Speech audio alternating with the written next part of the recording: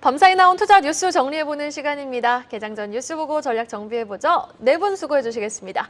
야천투자연구소 남인호 소장, LNS호lding스 김선용 대표는 전화로 연결해보고요. 타키오 뉴스 조호진 대표와 하이투자증권 스마트PB센터 이권희 부장과 함께하겠습니다. 어서 오세요.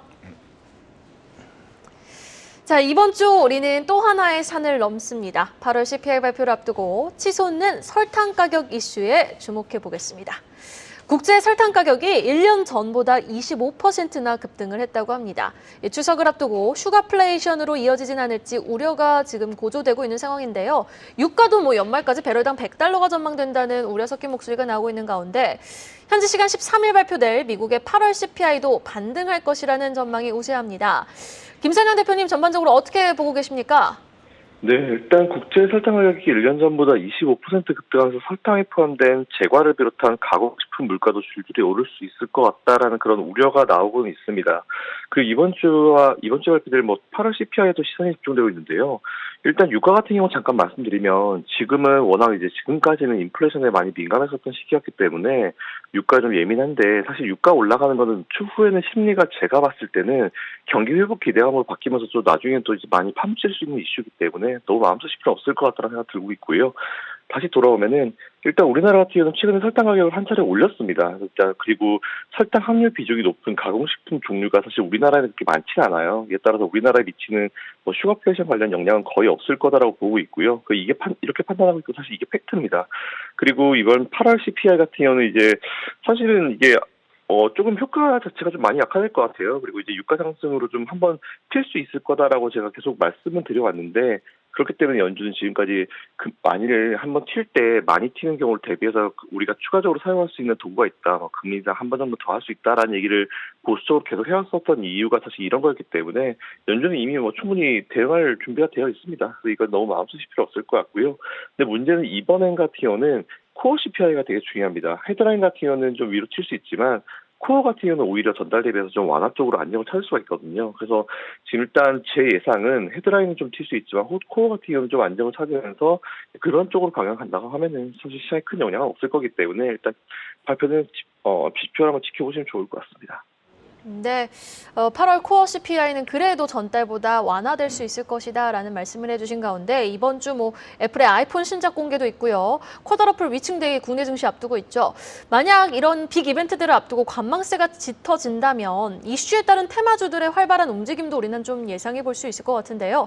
설탕 가격 상승에 움직일 수 있는 종목들도 한번 정리를 해볼 필요가 있어 보입니다. 이권희 부장님. 네, 일단 설탕이 이제 1등 국가, 2등 국가가 지금 다 문제가 되고 있는데 1등 국가는 인도인데 네. 수출을 안 하는 걸 고려하고 있고 2등 국가인 태국 같은 경우도 생산량이 예전보다 한 20% 줄었다 그러면서 이제 설탕 가격을 자꾸 위로 올리는 모습을 보이고 있는데 일단 설탕이 어디에 많이 들어가냐면 빵, 과자에 많이 들어갑니다. 그렇죠. 빵을 주식으로 하시는 분들은 좀 힘드실 수 있다. 이런 부분들. 그다음에 빵 가격이 많이 오를 수도 있습니다. 이제 이런 부분들은 물론 김성영 대표님 말씀대로 우리는 주식을 빵으로 하지 않기 때문에 어떻게 보면은 설탕이 생각보다 그렇게 많이 중요하게 여기지 않는 농산물 중에 하나긴 하지만 국내 대표적인 그 업체들 보면 설탕을 만드는 업체들은 CJ 제일제당이 있겠지만 너무 비중이 적기 때문에 거기보다는 설탕의 매출이 좀 큰 비중을 차지하고 있는 삼양사라는 회사가 있고요.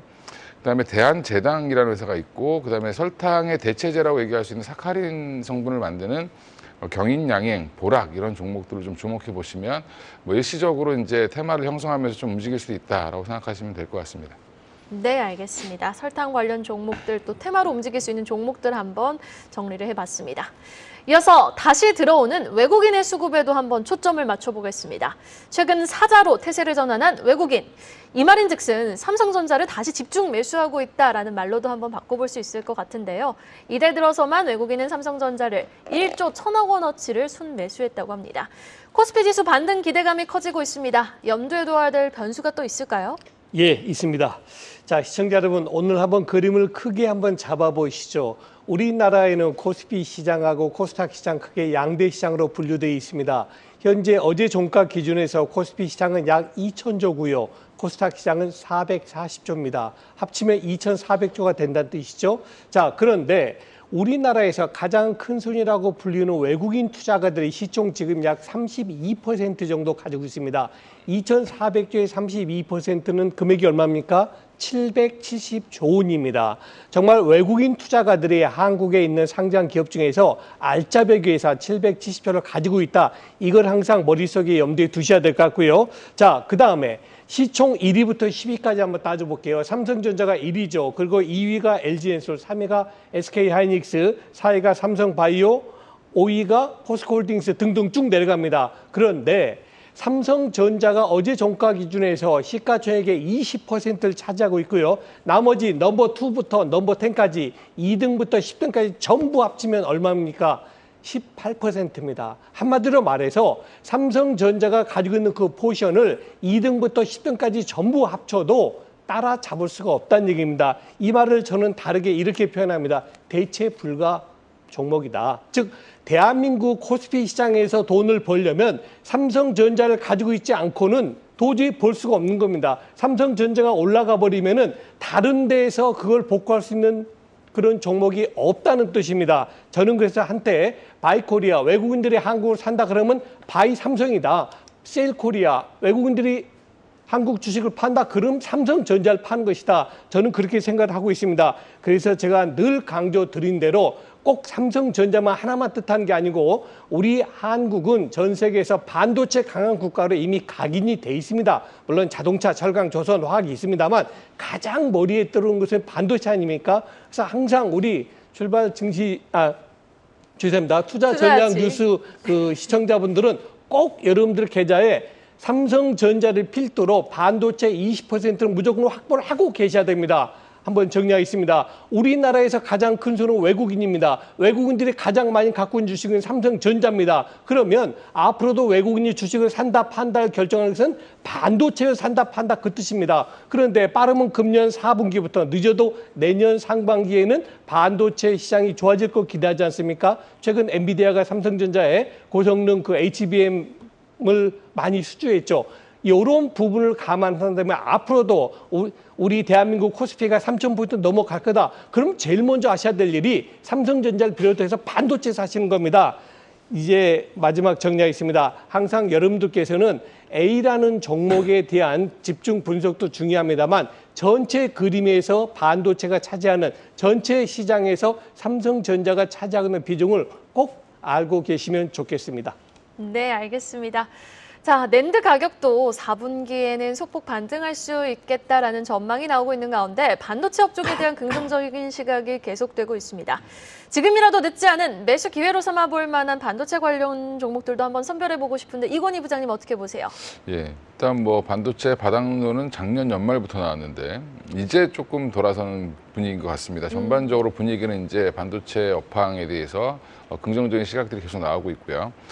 일단 지금 보면 유가증권 시장에서도 그 증거를 보면 한 외국인들이 5,378억, 79억 정도 이제 순매수를 했는데 이번 달에 삼성전자만 1조 1천억 정도로 매수를 했습니다. 그래서 3개월 팔자에서 이제 사자로 선회를 했다라고 지금 얘기가 나오고 있는데 이제 보면 반도체 관련된 호재 여전히 이제 HBM이 그 안에 중심에 서 있다라고 보시면 되고요. 최근에 이제 삼성전자가 엔비디아에 이제 HBM을 납품한다는 소식이 알려지면서 7만 원대를 바로 이제 회복하는 그런 모습을 보여줬는데 지금 이 자리에서 그러면 더 갈 수 있느냐 없느냐 여부는 뭐 저는 더 간다라고 지금 여전히 생각하고 있고요. 관련해서 이제 삼성전자, 하이닉스 여전히 좋게 보지만 관련한 소부장 업체들 여전히 보실 필요가 있고요. 그래서 지금 한번 정리를 또 한번 해봤습니다. 이제 TSV 공정 말씀 많이 들으셨는데 구멍 뚫는 공정입니다. 한마디로 얘기하면 그래서 제우스라든지 테스 제우스는 이제 거기에 이제 찌꺼기들을 좀 치우는 장비라고 보시면 되고요. 그 다음에 이제 그 테스는 그 사이에 이제 뭐 여러 쓰는 장비인데 이게 설명하기가 되게 좀 복잡해서 예, 이렇게 생각하시면 되고 백그라인딩이라고 해서 이제 뒷면을 이제 갈아주는 역할을 하는 건데 이쪽은 일본 업체가 주로 이제 장악을 하고 있고 KC텍이 그 안에 들어가는 공정에 들어가는 CMP 장비를 좀 만들고 있고요. 그 외에 이제 본딩 유명한 장비 회사죠. 이제 한미 반도체가 TSV의 이제 핵심 공정인 본딩 작업, TC 본더 장비를 만든다라고 보시면 되고 인텍 플러스라든지 펜트론이라는 회사들이 보면 최근에 주가가 한 번씩 많이 올랐습니다. 이 회사들은 이제 검사 장비라고 생각하시면 되고요. 그 외에 이제 이 자리에서 몇 번 말씀드렸던 이제 2D 패키징, 2.5D 패키징에서 관련된 종목들도 보셔야 되는데, 이게 삼성전자가 이번에 한 번에 수주를 HBM만 하는 게 아니라 완전히 패키징해서 납품을 하겠다라는 그런 얘기들이 지금 나오고 있습니다.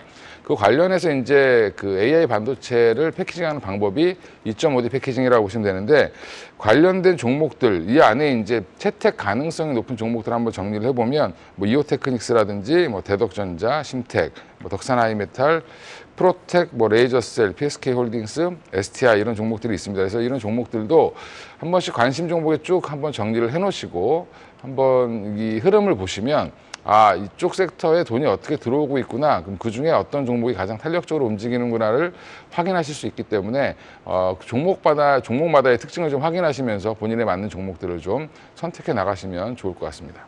네, 그러면은 지금 다양한 장비 안에서도 좀 세부적으로 나눠서 살펴주셨는데, 그 안에서도 지금 주가 자리가 굉장히 매력적이다라고 보시는 종목이 특히 있다면 어떤 종목이 있을까요? 근데 여전히 이제 HBM 관련돼서 뭐 어떤 회사가 들어가냐 안 들어가냐 뭐 여러 가지 말이 있지만, 사실은 지금 들어가고 있는 회사는 한미반도체가 가장 정확한 회사고요. 네. SK 하이닉스 납품을 하고 있고요. 그 외에 이제 최근에 보면 뭐 리플로우 장비라고 해서, 이게 이제 어떤 패키징을 할 때 필수 장비라고 보시면 되는데, 리플로우 장비로 PSK홀딩스라든지 STI라는 종목이 지금 많이 언급이 되고 있는데, 이거는 아마 삼성향으로 가능성이 높다라고 지금 시장에서 보고 있는 것 같습니다. 그래서 이쪽도 한번 좀 보시면 뭐 좋을 것 같다. 그리고 최근에 레이저셀도 이게 면적으로 이제 레이저 하면 보통 우리가 이제 그 하나의 선으로 생각하시는데, 면 전체에 레이저를 쏴서 이제 뭐 패키징하는 방법, 신규술이라고 보시면 되는데, 이쪽에 대해서 지금 또 한번 또 관심이 있기 때문에 프로텍과 레이저셀은 비슷한 일을 하지만 사실 레이저셀이 조금 더 앞선 선단 기술이다라고 생각하시면 될 것 같습니다. 네, 알겠습니다. HBM 관련 모멘텀이 유효한 소부장 관련 종목들도 쫙 한번 정리를 해봤습니다. 이어서 밤사이 나온 기업 이슈들에도 초점을 맞춰보겠습니다. 먼저 효성그룹 소식인데요. 효성이 1,000억 원을 투자해서 국내외 탄소섬유 생산 능력을 확대한다고 합니다. 탄소섬유 분야 글로벌 3위 진입 목표를 밝혔는데, 구체적으로 어떤 계획들을 내놨는지 정리 좀 부탁드리겠습니다. 김선영 대표님. 네, 효성첨단 소재가 탄소섬유 수요 증가에 대응해서 국내외 생산 라인 확충에 나왔습니다. 이에 베트남의 신설법인을 설립하고 이를 위해서 533억 원을 출자하고요. 2025년까지 완공을 목표로 하고 있는데, 여기에 추가적으로 이제 전북 전주 공장에 528억 원을 투자해서 내년 7월 말까지 탄소섬유 라인 생산 라인을 추가 증설하겠다는 얘기도 했습니다. 일단 이 투자를 통해서 글로벌 탄소섬유 증가에 적극적으로 대응할 것이다라는 게 이제 회사의 설명이고요. 최근에 잘 아시겠지만 이제 국내외 친환경 정책에 따라서 CNG나 뭐 수소 저장, 운반에 사용되는 고압 용기 수요가 좀 많이 늘어나고 있는 상황입니다. 이에 재생에너지 지원 정책으로 태양광 발전 등에 사용되는 탄소섬유 수요도 최근에 좀 많이 증가하고 있는 추세고요. 이거를 위해서 2028년까지 총 1조 원 정도를 투자해서 전주 공장에 탄소섬유 생산 능력을 연산 24,000톤까지 확대하고 탄소섬유 분야 글로벌 3위권에 진입한다는 계획까지 발표했으니까 이 내용 참고하셔가지고 투자해보시면 좋을 것 같습니다. 네, 알겠습니다. 공장 건설을 추가 투자한다는 기업 삼양식품도 발표를 했습니다. AI 공시 진단을 통해서 확인해 볼까요? 삼양식품도 제2공장 건설에 무려 1,643억 원을 투자한다라는 내용의 공시를 내놨는데요. 고공행진 중인 주가에 추가 상방에 힘을 더해줄 수 있을지 궁금합니다. 조우진 대표님 전해주실까요? 예, 삼양식품이 이제 밀양에 원래 공장이 있었는데 제2공장을 이제 증설한다는 공시입니다. 그 삼양식품은 한때는 이제 우리나라에서 라면 업계에서 1등 기업이었다가 농심에 밀렸다가 다시 오뚜기에도 밀려서 3등 기업이 됐다가, 하지만 이제 불닭볶음면이라는 이제 아주 그 엄청난 히트작을 내놓으면서 우리나라는 물론이고 이제 전 세계로 수출을 하면서 급기야 이제 밀양 공장을 증설하게 됐습니다. 그 투자한 금액이 1,643억 원이니까 아주 큰 금액이고요. 삼양식품이 이렇게 자신 있게 이제 밀양 공장 증설하는 이유는 그만큼 이제 미국과 중국에서 이제 매출이 올해 이제 그 하반기에도 좋다라고 이제 전망이 거기 깔려 있기 때문입니다. 물론 당연히 이제 올해뿐만 아니라 내년에도 그런 이제 그 미국의 흥행이 이제 가능하다 볼 수 있는 것인데, 특별히 2분기에 그 삼양식품이 월마트, 미국의 월마트, 코스트코에 모두 입점을 했습니다. 입점을 했으니까 당연히 거기에 대한 매출이 이제 발생할 거를 보는데요. 하나증권은 이제 올해 이제 그 3분기에 그 미국 법인의 매출이 약 138% 올라갈 것이라고 이제 보고 있습니다. 중국 역시 60% 올라갈 것을 보고 있는데 이런 걸 기반으로 해서 삼양식품의 이제 김동찬 대표가 올해는 이제 1조 원 돌파할 것이라고 이제 인터뷰에서 밝혔습니다. 대표가 인터뷰에서 밝혔다는 얘기는 그만큼 자신이 있다 이렇게 보시면 되겠고요. 작년에 매출이 9천억 원이었기 때문에 사실 1조는 뭐 충분히 이제 가능한 숫자라고 볼 수 있겠지만 무엇보다 이제 회사가 한 마디라고 할 수 있죠. 뭐 1,000억 돌파, 5천억 돌파, 1조 돌파 이런 걸 할 때마다 회사가 또 한 번씩 탈바꿈을 하면서 매출이 성장을 하고 회사가 성장하는 것을 이렇게 볼 수가 있는데 그만큼 그럴 때마다 마디가 한 번씩 바뀔 때마다 회사의 매출이 바뀌면은 회사 주가도 한 번씩 점프한다라는 것을 우리가 알 수 있습니다. 삼양식품의 이러한 어떤 그 미래의 가치를 갖다 긍정적으로 판단을 해서 그 하나증권과 DH투자증권 모두 업종 내에서 최선호주로 삼양식품을 골랐습니다. 여기에 이제 아까 말씀드린 불닭볶음면에 대한 인기가 여전히 유효하다고 볼 수 있는데 불닭볶음면을 갖다가 이제 여기를 할 수 있는 김정숙 부회장이 사실은 이제 지난 광복절 날 사면으로 이제 풀렸습니다. 원래 이제 사면 이전에도 이제 경영 활동을 하긴 했었는데 완벽하게 이제 모든 활동을 할 수 있도록 사면이 됐기 때문에 불닭볶음면과 그 삼양식품에 대한 경영 활동이 더 긍정적으로 다이나믹하게 전개될 것이다. 이런 점도 삼양식품에 대한 긍정적으로 볼 수 있겠습니다. 삼양식품의 히트작이죠. 이 불닭볶음면이 1분에 몇 개가 팔리는지 아십니까? 1,400개가 1분에 팔린다고 합니다. 자, 일단 올해 매출 1조 원 모멘텀을 갖고 있는 삼양식품 주가의 추가적인 상승 여력 한번 기대해 보도록 하겠습니다. 다음 소식으로 넘어가 봅니다. LG 에너지 솔루션 뉴스인데요. LG 엔솔이 중국의 저가 LFP 배터리에 맞서 초격차 전략을 꺼내 들었습니다. 리튬황 소재 배터리 개발에 나섰다라는 소식이 전해졌는데 리튬황 소재 배터리 다소 좀 생소하거든요. 어떤 강점이 구체적으로 있는 건지 설명 부탁드리겠습니다. 예. 우리가 LG 엔솔, 삼성, SK 이노베이션, 셀 3사가 가장 경쟁사를 갖는 게 어디입니까? 중국의 CATL 아닙니까? 그런데 아직까지는 가격 경쟁력에서 조금 우리가 뒤진다 그래요. 그 이유가 뭡니까? 기술력 우리가 훨씬 앞섭니다. 그런데 왜 뒤지느냐? 중국은 그 리튬이 워낙 땅덩어리가 넓은 국가 아닙니까? 그래서 리튬을 자국 내에서 많이 캐는 모양입니다. 그러다 보니까 원재료 쉽게 구하죠. 또 인건비가 아무래도 우리 한국보다는 좀 저렴하지 않습니까? 그런 장점을 가지고 있는데 이번에 LG 엔솔에서 그럼 우리가 기술력으로 이기자. 중국에서 만든 그런 LFP, 정확히 말씀드리면 리튬 인산 처리 되겠는데요. LFP 배터리는 주로 전기차에만 들어가지 않습니까? 그런데 이것이 만일에 항공기에도 들어갈 수 있느냐 어렵답니다. 왜 어려웠냐면요. 항공기는 워낙 큰 하늘을 나는 거기 때문에 무게가 굉장히 예민하다 그래요. 무게를 줄여야 되고 또 뭡니까? 힘이 커야 됩니다. 파워가 커야 되는데 이 LFP 배터리보다 더 강한 게 뭐냐면 바로 리튬 황전지인데 그것을 우리 LG 엔솔이 곧 개발해서 상용화 시키겠다는 겁니다. 그렇게 되면 어떻게 됩니까? 이제 우리가 생각하는 전기차 배터리는 전기차에만 들어가는 거 생각하지 않습니까? 근데 앞으로는 상황 바뀌겠죠. 항공기에도 들어가고 선박에도 들어가고 잠수함에도 들어가고 우리가 흔히 접할 수 있는 오토바이에도 들어갈 수 있다는 겁니다. 그만큼 전기차 배터리, 전기차 배터리라 그러면 안 되겠네요.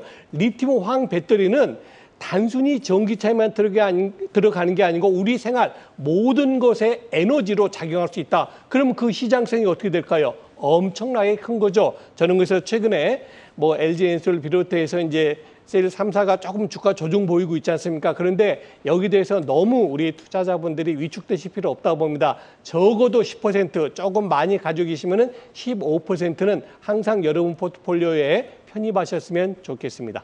네, 에너지 밀도를 높여서 경량화에 초점을 맞추고 있는 리튬 황소재 배터리 하루빨리 좀 출시가 되는 날이 왔으면 좋겠네요. 이어서 중국에도 초점을 맞춰볼까요? 지금 중국 경제지표가 안정되는 흐름을 보이고 있다는 뉴스가 주말부터 전해지고 있습니다. 휴가철 여행객도 코로나 이전 수준을 웃돌면서 소비도 회복 조짐을 보이고 있다는데 자, 그럼 중국 경기 바닥은 좀 찍었다라고 봐도 될까요? 김선영 대표님. 네, 일단 소식이 나온 거는 올 여름에 중국의 휴가철 여행객이 코로나19 이전 수준을 넘어섰다라고 이제 내용이 나왔습니다. 잘 아시는 대로 갑자기 또 우리나라 쪽에 이제 단체 관광도 중국이 허락을 했잖아요. 그래서 그런 부분도 체크해보면 좋을 것 같고요. 그리고 영화 흥행 수입이 역대 최대를 기록하는 등 소비 회복 조짐이 좀 나타나고 있다라고 중국의 CCTV가 어제 보도를 했습니다. 또한 중국의 지난달 거시경제 지표가 개선될 조짐을 좀 보이고 있다는 소식도 나왔는데 보통 중국 내에 은행 대출이나 뭐 회사채 반응 같은 뭐 다양한 루트를 통한 중국 전체 융자 규모를 종합한 지표가 사회 융자 총량이라는 게 있어요. 근데 이게 시장의 예상치를 좀 크게 웃도는 것으로 확인이 됐는데, 참고로 이제 사회 융자 총량 같은 경우는 금융 서비스를 통해서 이제 실물 경제로 이제 공급된 유동성을 보통 체크할 때 지표에 사용되는 지표라서 의미가 좀 큽니다. 또한 최근에 약 한 16년 만에 달러 대비해서 최저 가치를 보이고 있는 불안한 모습을 보이고 있는 이제 위안화에 대해서도 위안화 가치를 왜곡하는 투기 행위를 단속할 것이라고 이제 임명이 멘트를 했고요. 일단 중국 통화당국이 위안화가 달러 대비로는 절하되긴 했는데 뭐 통화바스켓상으로는 이제 기본적으로 안정적인 상태라고 이제 보고 있다고 합니다. 그러나 뭐 시장 질서 교란과 투기 행위에 대해서는 대처할 것이고 환율 오버슈팅을 뭐 경계하기로 결정했다, 뭐 이렇게 단속하겠다 이렇게 밝혔습니다. 어쨌든 뭐 중국 경기와 관련해서 제가 지속적으로 의견 드린 대로 중국은 보통 부양책을 쓰게 되면은 뭐 당장은 티가 안 나도 이게 나중에 오버슈팅이 분명히 나오거든요. 항상 그렇게 오버슈팅을 만들어낸 국가였고요. 거기다가 또 추가적으로 이제 여러분들이 많이 헷갈리시는 게 있는데 그 일반적인 시장 경제가 아니죠. 중국 같은 경우는 이제 공산주의이기 때문에 모든 게 통제가 다 가능합니다. 그래서 통제 변수가 더 강하다라고 좀 설명을 좀 추가로 드리고 싶기 때문에 일반적으로 우리가 뭐 미국이나 뭐 다른 우리나라를 분석하는 분석법과 중국을 완전히 다르게 분석해야 되는 건 팩트인 것 같고요. 제가 지속적으로 말씀드린 대로 올 4분기를 기준으로 이제 저점이 확인될 가능성이 충분히 있다라는 의견은 제가 지속적으로 또 이어서 드리도록 하겠습니다. 네, 알겠습니다. 올 4분기 중국의 경기 저점 바닥은 좀 확인해 볼 수 있는 시점이 될 것이다라는 의견 다시 한번 또 강조를 해주셨습니다. 또 국내와 마찬가지로 중국이 보면은 9월 말부터 10월 초까지 연휴가 이어지거든요. 중국 소비주에 대한 관심도 유효해 보입니다. 관련 종목들 한번 섹터별로 정리해 보면서 현 시점 이건희 부장님이 보시는 탑픽 종목까지 확인해 볼까요? 네, 일단 지금 중국 경기가 뭐 살아나고 있다, 뭐 좋은 소식이죠. 일단 지금 조만간에 이제 우리나라 추석 연휴처럼 중국은 이제 중추절 연휴가 이제 시작이 되고 내년 또 우리 설 연휴 때가 되면 춘절 연휴라고 해서 또 이제 가장 긴 이제 두 명절이 남아 있는데, 일단 여름철 휴가객이 굉장히 여름철에 이제 많이 좋아졌다라는, 소비가 좋아졌다라는 부분을 매체가 보도를 하고 있는데, 7월부터 꾸준히 이제 중국 공산당 정부에서 계속 지금 부양책을 내놓고 있고요. 뭐 관광, 영화 뭐부터 시작해서 여러 가지 이제 내수 부양책들을 내놓고 있는 상황이어서 부양책 보니까 한 13가지 정도가 나왔더라고요. 이제 이게 순차적으로 각 지방 정부로 이제 하달이 되면서 점차 이제 확산되는 기로에 서 있다라고 보시면 될 것 같고요. 여전히 내수 부양을 좀 해야 되는 상황이 중국 이제 보시면 되는데, 그러면 이제 우리나라 기업들이 어떤 이제 혜택을 볼 거냐, 우리는 이제 가장 큰 관심거리겠죠. 이제 물론 이제 중국의 유커들이 단체 관광객이 허용되면서 국내에 많이 오는데, 중국에 이미 진출해서 중국에서 잘 팔리고 있는 회사가 있습니다. FNF가 최근에 좀 좋은 흐름을 보이고 있죠. 좋죠. 중국에 이제 매장을 워낙 많이, 오프라인 매장을 갖고 있기 때문에 중국 사람들이 이제 이 MLB가 이제 한국 거라는 걸 잘 모르고 그냥 살 수도 있습니다. 이제 그래서 지금 FNF도 좀 기대를 해보셔도 될 것 같고, 중국의 기업들에게, 이제 화장품 기업들에게 화장품을 많이 만들어주는 중국의 공장을 갖고 있는 코스맥스, 항상 중국 공장이 뭐 항상 화두에 있는 회사죠. 근데 요즘에 이게 돈벌이가 되는 회사이기 때문에 코스맥스도 주목을 좀 해보실 필요 있고요. 또 하나가 이제 보면 우리나라에 이제 중국인들이 온다, 유커가 온다라고 하면 다들 알고 계시는 거죠. 이제 이 카지노 관련돼서 특히 이제 파라다이스, GKL, 롯데관광개발 최근에 좀 좋은 흐름 보여주고 있고요. 면세점도 마찬가지로 이제 호텔신라든지 신세계, 저는 특히 주목하는 게 이제 글로벌 텍스프리인데, 최근에 보면 이제 굉장히 많이 서 있습니다. 여의도에도 많이 서 있고, 제가 명동도 가봐도 많이 서 있는데, 이 기기를 그 사이에 엄청나게 많이 깔아놨다라는 부분에서는 이게 ATM 기계처럼 서가지고 외국인들이 그 텍스프리 환급을 받으려고 쭉 줄을 서 있는 모습을 좀 많이 보게 되는데, 최근 주가가 고공행진을 하는 이유는 다 나름의 이유가 있다라고 생각하시면 될 것 같고요. 이미 이 회사 같은 경우는 중국 단체 관광객이 오기 전부터 이미 흑자 전환해서 영업이익이 올라오고 있는 상황이었기 때문에 플러스 알파로 조금 더 실적을 기대해 보셔도 괜찮을 것 같고, 화장품은 아까 얘기하신 뭐 한국콜마, 말씀드렸던 코스맥스, 한국콜마, 뭐 그 외에 이제 클리오라는 종목도 좀 주목을 해보셔야 되는데, 최근에 이제 여기 안 써드린 종목 중에 CJ가 있습니다. CJ가 이제 올리브영을 갖고 있죠. 중국인들이 올리브영을 굉장히 좋아합니다. 진짜 외국인 많아요. 예. 가보면 이제 이 이제 가격대가 만만한 제품들 중에 좋은 제품들이 워낙 많기 때문에 CJ 올리브영이 굉장히 이제 H&B라고 해서 이제 헬스앤뷰티 매장이라고 해서 굉장히 인기가 많은데 그 안에서 이제 또 클리오가 또 그 안에 주요 매출이 굉장히 높은 회사입니다. 그래서 클리오도 좀 주목을 해보시면 되고 또 하나가 간접적인 수혜로 효성 TNC 주목해 보셔야 되는데 이게 룰루레몬과 같이 연결되어 있다. 운동을 결국에 많이 하게 되면 스판덱스에 대한 수요가 증가할 수밖에 없고요. 지금 이제 그런 시동이 조금씩 걸리고 있는데 최근에 영업무역이 룰루레몬을 만들면서 올라가고 있는 것처럼 관련된 아류 관련된 이런 이제 스판덱스 기업들이 많이 있기 때문에 운동복 관련돼서도 중빈들의 수요가 늘어난다라고 하면 또 한 번 수혜를 받지 않겠나 생각하고 있습니다. 그러면 탑픽 종목은 글로벌 텍스프리와 클리오라고 해석을 해봐도 좋을까요? 제가 제일 일단 눈에 들어오는 건 글로벌 텍스프리, 클리오, 그다음에 롯데관광개발 정도인 것 같습니다. 예. 네, 알겠습니다. 또 세 종목 탑픽 종목으로 제시해 주셨습니다. 마지막으로 공시 내용 하나 더 확인해 보죠.